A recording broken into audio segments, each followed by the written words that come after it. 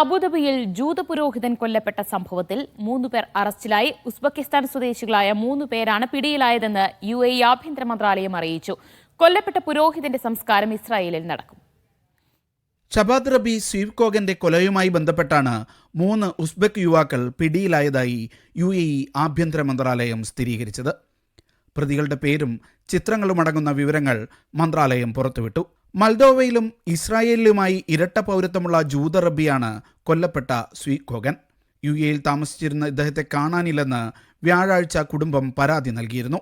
പശ്ചിമേഷ്യൻ സംഘർഷത്തിന്റെ പശ്ചാത്തലത്തിൽ സ്വീവ് കോഗന്റെ തിരോധാനം അന്താരാഷ്ട്ര തലത്തിൽ കോളിളക്കമുണ്ടാക്കി.